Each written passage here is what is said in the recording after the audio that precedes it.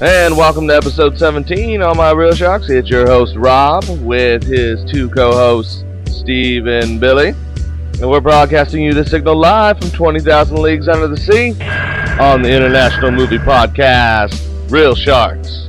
And a big shout out to Chiller Pop, Damian Adams, Pod People, The Movie After Diner, Podcast HQ, Ryan L. Terry, hey buddy, Cinema Recall, Kobe Mack, Mr. Josh, hey buddy, keep up the fight, Bernard Deneen, Movie Game Nostalgia, and Zenity Podcast, Dan and Nancy Tweet the Movies, Mojo Susan, hey guys, thanks for being awesome Twitter followers, awesome partners in crime. And once again, to all my listeners around the world, hey, we love you guys, especially in Ireland, the UK, Australia, all over Asia, and especially here in the US, we love you guys. And to all our new listeners, welcome. And let's get started with today's show. We have an interesting show here for you today. We're going to be talking about fake outrage in movies with The Hunt. We're going to be discussing Invader Zim and Rocko. The new movie in the works, Yasuke. So stick around, everybody. And for those that didn't check out our last episode, which was Best Westerns on episode 16, please go do that on Real Sharks at Radio Public. Alright, so I actually want to talk to you about Rocko's Modern Life, Static Cling, the new movie that just dropped on Netflix. Yeah. Well, here's the problem. I mean, I know we're about the same age. Do you remember Rocko's Modern Life? Oh yeah, I used to watch the show when I was a kid. Yeah, you know, and it was made by Joe Murray, and Joe Murray, I should say. It was made by Joe Murray, and he actually did the new movie Static Clean as well. And let me tell you, I'm upset because I'm looking at some of the ratings right now on IMDb. It's a 7.3, IGN 9 out of 10, Rotten Tomatoes 100% on Rocko's Modern Life. I did not feel it was that at all. In fact, I would give it a 5 out of 10. Really? Yeah, and I'm going to really go into depth here on a really, really hardcore detail here on why Rocko's Modern Life Static Cling was terrible compared to the show. Well, first of all, there's going to be some spoilers here, so everyone buckle up. So, one of the problems I really had with this whole movie is, first of all, I was excited. Yeah. I love Rocko's Modern Life. I loved it as a kid. I always thought it was a really good show. I was always into Rocko, Filbert, and Heifer. You know, I watched the show almost every day as a child. It was on TV all the time. You know, It was one of those Nicktoons that just repeated all the time. Yep. So, you know, I got used to what the show was. But the movie, when it came out, almost seemed like a trope to Netflix at first. First of all, Rocko, Filbert, and Heifer have been orbiting the Earth for 20 years now. Yeah. And that was the last time you saw them. How that happened, you know, I don't know. A wizard did it.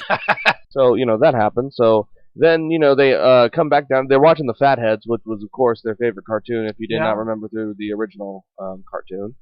And then they end up going back to Earth, but everything has changed. You know, O-Town has changed. Basically, there's modern technology, and it goes into this whole part where it's the original opening and the theme music to Rocko's Modern Life, but it's all really modern. Like, instead of being chased by the troll dog, he's being chased by the computer systems and all that.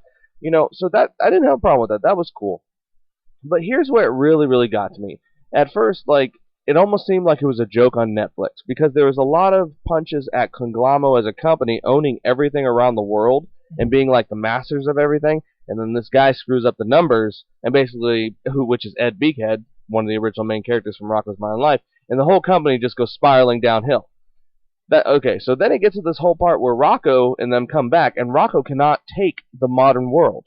Yeah. He thinks it's too... it's changed too much, especially the Fatheads. The Fatheads aren't around anymore. He wants the Fatheads to come back, so he goes back to Conglamo and he says, "Hey, can you bring back the Fatheads?" And you know what? They say they do this whole like, "Oh wow, 90s cartoons always bring back companies," and I was like, that's weird. That almost seems like a kick to Netflix here for bringing back Invader Zim and Rocko. Because they're like, yeah, 90s cartoons always fix things, and they bring in the Chameleon Brothers, who basically want to do it like computer animation, cheap animation, basically. So, you know, I love the Chameleon Brothers, yeah. I love the way those guys talk. Anyway. So then, you know, they're like, well, we'll go get the original animator, Ralph Beakhead. Which was, if you remember, that was Ed Beakhead's son, and they had a falling out, yada yada. So anyway, it got to where they went to go find him, didn't know where he was, You know, they didn't know where he was. They just, out of nowhere, kind of find him, looking for him around the world.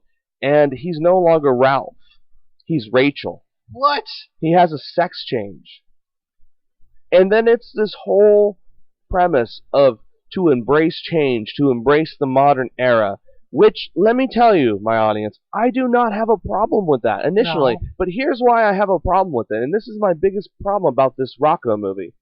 You used a 90s cartoon that had no political points. Nope. It was completely random. Yep. It was a show where each episode had nothing to do with the next one. Yeah. It was a show that was completely on the nose. It was meant to be just funny. It was meant to be random. And here you inserted a political point, and you kind of ruined the show. You really did. You kind of ruined it. You made Rocko into a political pun about change. There's even, I mean, it wasn't that the change part was subtle. They even had a character in the cartoon called the Winds of Change that comes up to Rocko, and he's like, "Change, Rocko, you need to embrace change." And again, my audience, I do not care about that message. The problem is they put it in a Rocko cartoon. It didn't need to be there. It was like putting it in a Ren and Stimpy cartoon. Oh my God. It was like if they try to make Full House an action series. Ugh. I mean, I was happy to see all the old characters come back, like the Beavers, really, really big man. But then it just destroyed it with this whole, I hate to say it, PC storyline. Really did. And I'm very disappointed. I mean, Rocko's Static Clean was. You know, when I saw the trailer for it, when I was scrolling through Netflix, I thought this is either going to be really good or this is going to just be completely bad. And, you know, just you saying that, I mean, why would you want to put a political message in a movie? I mean, Netflix, what are you guys doing? Yeah, I don't understand why, and I'm so surprised it has this high ratings because I mean, I know everyone's saying, "Hey, it's a thing for kids." Okay, yes, I know, but most people who know this cartoon grew up in the 90s.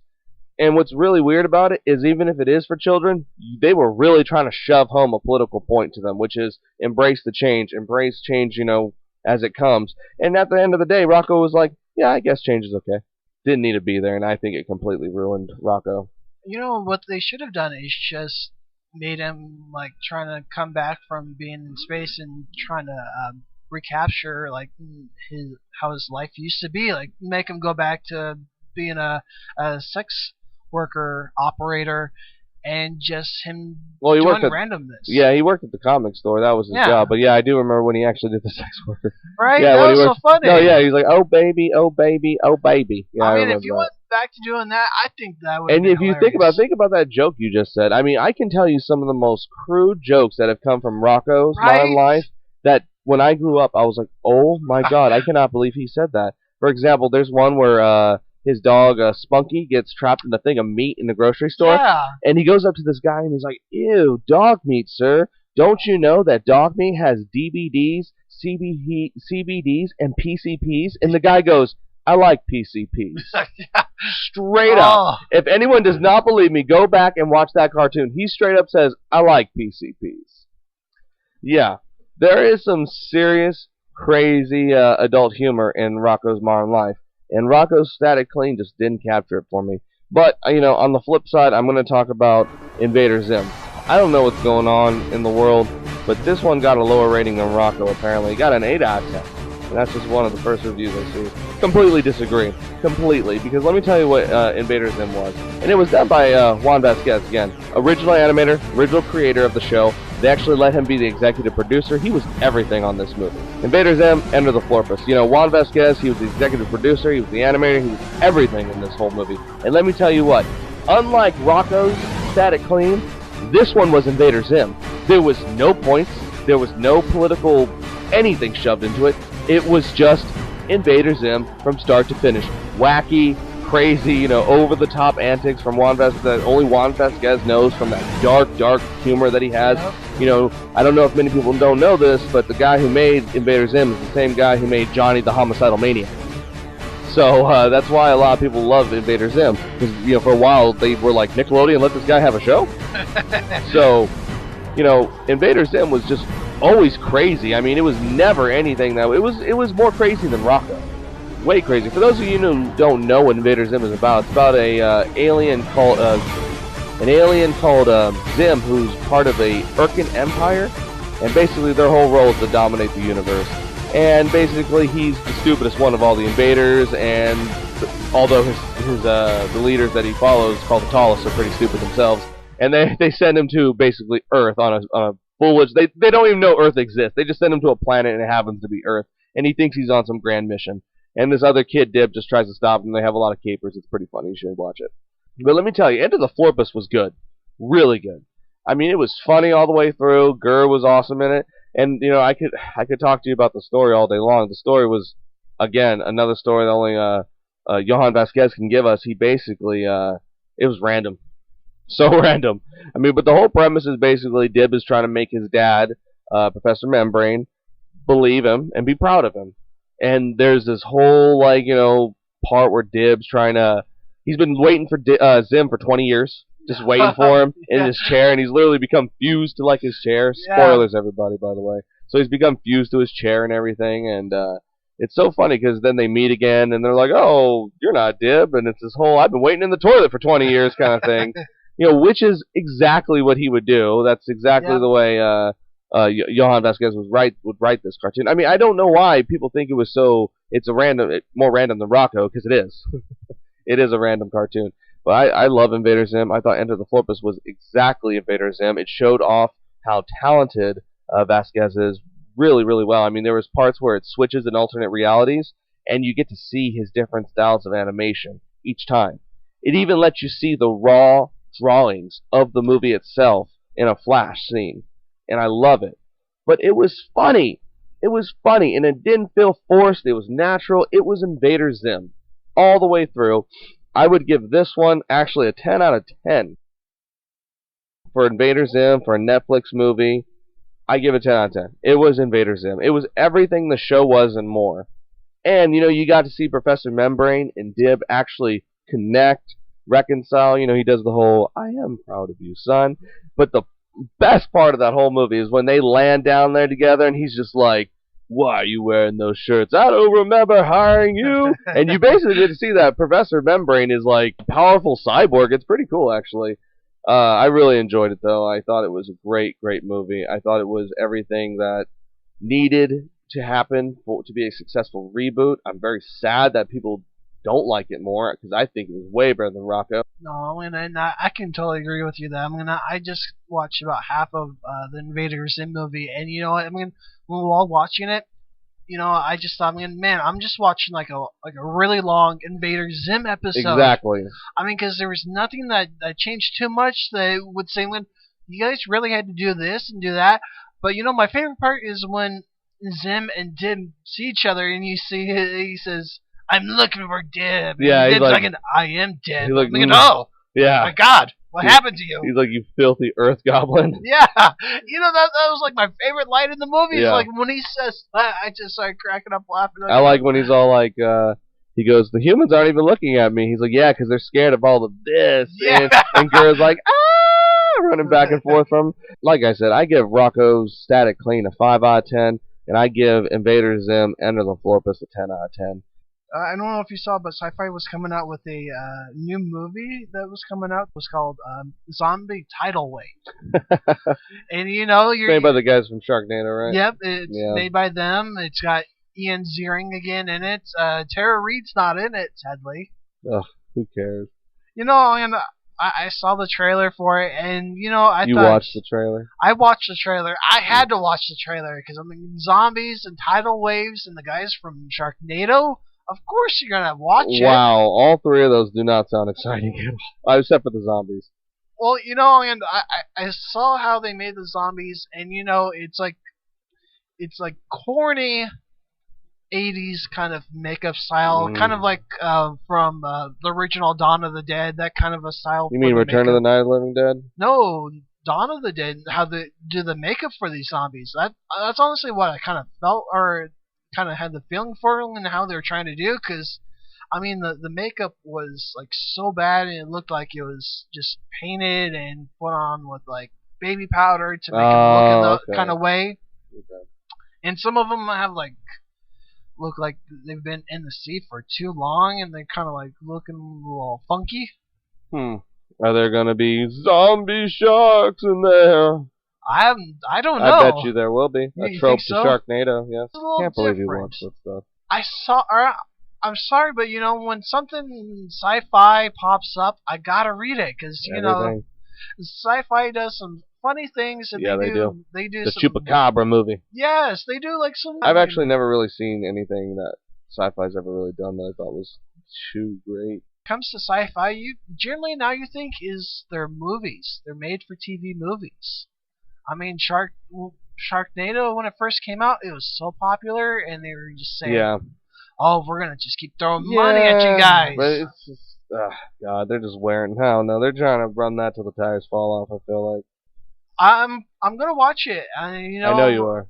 I got a feeling that they're gonna make a series out of this. Oh, you think? Zombie Tidal Wave 2, The Reckoning. Oh God. What if it's that? What if it's Zombie Tidal Wave 3, The Titanic Returns? Now Zombie say that. Tidal Wave 4, Tidal Wave on the Moon. Could that even be possible? They'll make it possible. And we'll be right back, my listeners.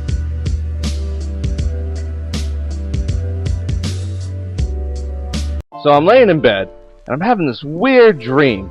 I mean, a really weird dream. Next thing you know, I'm on board a freaking ship, guys. What? Right? And these aliens here, they're giving me the face hug treatment. Whoa. Giving me the chest bursting treatment, No way. Just give me the basic Travis Walton experience. Man. And you know what they told me? What's that? We're a big fan of the Real Sharks podcast.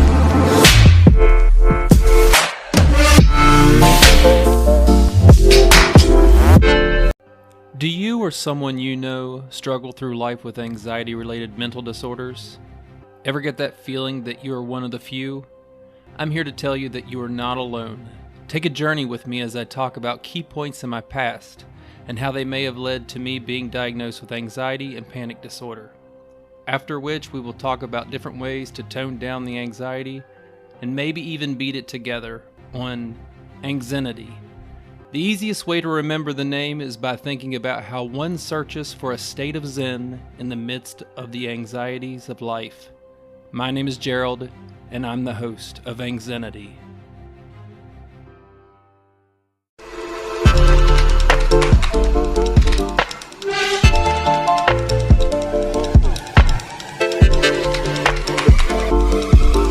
So I actually want to talk about a movie that's actually coming out starring Chadwick Boseman. If you guys don't remember who he is the guy from Black Panther.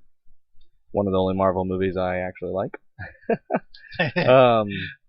He has been tapped, though, to play Yasuke, the first black samurai. Interesting. It's not just interesting, and let me tell you, it's a true story.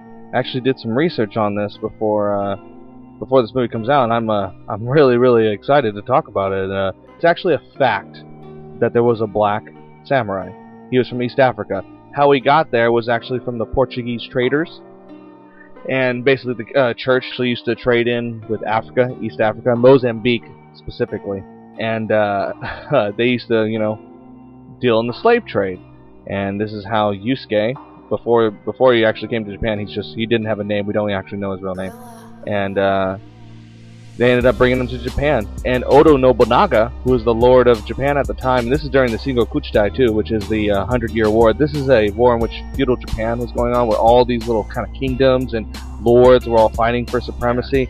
And basically, kind of towards the end, Oda Nobunaga and Ieyasu Takahide, who was actually the man that would go on to unite all of Japan, actually were basically kind of the head of the game. And this is how Yasuke came, and he actually came, and they were really just fascinated with this guy. They didn't actually believe he was black. Right. They actually had him scrubbed before Oda Nobunaga. They actually had him scrubbed down to make sure. They actually thought he was a Portuguese man that had dyed his skin black with ink.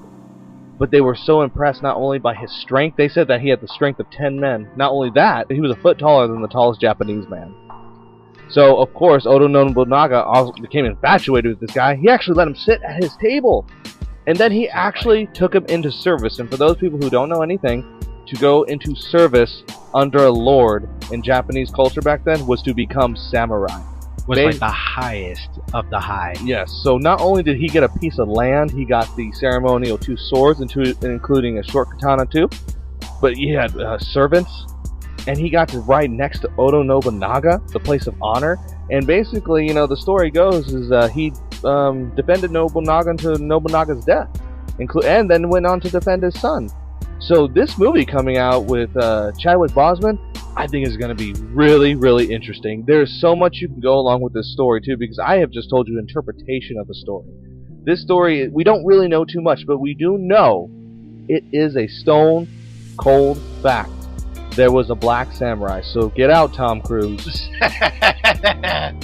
Seriously, get out, because this is going to be maybe a really, really good, loosely based historical piece that might actually blow everyone's mind. This is going to be like almost a live-action version of Afro Samurai, which I love. Wow, yeah, no, that's pretty big words right? For something like that. But you know, I haven't read the script. I don't know yet, but I'm just saying they could take this story anywhere. Just they needed, of course you could still mess it up, but realistically, I can't see them messing up a great story like this, or a potential for a good story. Not only that, but getting such a good actor to play the main role is excellent as well.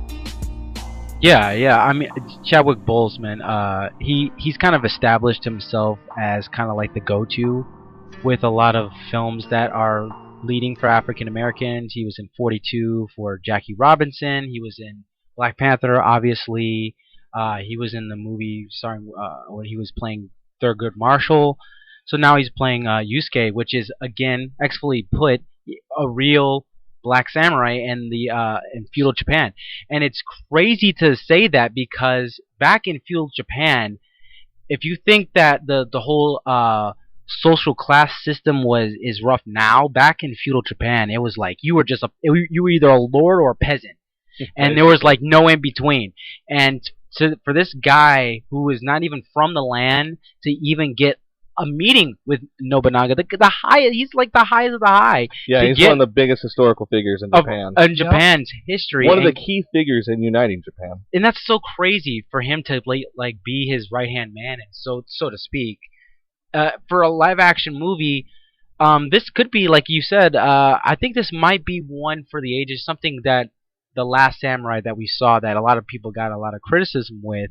We could see a second coming, but maybe even better than that one. He just carries a movie, Yeah, I mean, does. everyone always talks about, Samuel Jackson, and Samuel Jackson's a good actor for what he is, but he's one of those actors like we've talked about. He's like a great supporting. He's like a Sean Connery, and I'm not saying up to that prestige. I'm saying when he comes in, he does things the way he wants to do it. You know, regardless. Like for Lampard kind of guy. That's Samuel Jackson, but Chadwick Boseman. I mean, he could actually. He's a very chameleonist kind of actor. I mean, that's what he has over some of the other guys that I really like, and I think this movie done right is going to be excellent, and I can't wait for it to come out. Do you think it's going to be Oscar worthy? Yeah. Do you think there's an audience? Yeah, I think there's going to be something. First of all, people are going to go see it because it's like, whoa, who knew about this story? Second, from what I've read about it, they're taking it very seriously. They almost want to make it like a historical piece, even though we don't have too much information. They're going to try their hardest to keep it kind of simple. Now, that's just in the early stages. They could change up and be, a basic, action movie. Mm-hmm. So we'll see. But I'm looking forward to it. I hope it's good. Oh, so I don't know if you guys heard or not, but the movie The Hunt was canceled. Yeah, I heard about that. It's so dumb. It's so dumb because they're officially getting angry at a version of the Hunger Games. You all are getting angry at a version of Surviving the Game. I was thinking The Purge. They're all getting angry at a version of Condemned. I'm going to keep going. God, Condemned. Basically, it's about elitists hunting, deplorables, as they want to say in this movie, which ironically paints them in a good way at the end, as I've read from the script. So it's pretty funny. It's like, okay, so you're going to hate on a movie that paints you in a good way. I mean, but come on. This is a standard trope movie. And I know some of you are going to be like, woo! On some of this, but, I'm going to just explain this to you when it comes to these kind of films. Generally speaking, from the movie that started was The Most Dangerous Game, which is about a guy hunting humans. Now, talked about this before. These movies are generally set up to make you realize that, oh, they want to help this guy. You know, I guarantee you, I don't have to see this movie, but I can guarantee you how it goes. All these people basically are said they're going to be helped by the people that are going to hunt them. I guarantee you that's what happened. And they were like, yeah, either that or they're going to wake up like Predator style in this whole like scenario and be like, I don't know how we got here. We're just being hunted. Right. You know, I once said something about Mexicans and now I'm here. And it's like, I'm sorry, but that's, I guarantee you that's the movie. And then, let me guess, they get hunted? Oh, let me guess, they end up fighting back and winning, overpowering the hunters become the hunted. Yeah. And dare I say, it's like the Hunger Games almost? Oh my God! Really? Well, you know, I don't understand. And Jumanji 1. Oh yeah! These movies are all about the idea of watching people kill each other in a video game, or just hunting them. You know, and it's to set up the whole trope of like, oh, people that are being hunted are better than people doing the hunting. But it's the thing, like you said, it's been done before. Even like you said, in a video game when they had a movie called Gamer, it was just like, oh, I don't want to fight other, human beings. Yeah. It's like you've seen this movie before. So what the hunt brings to the table?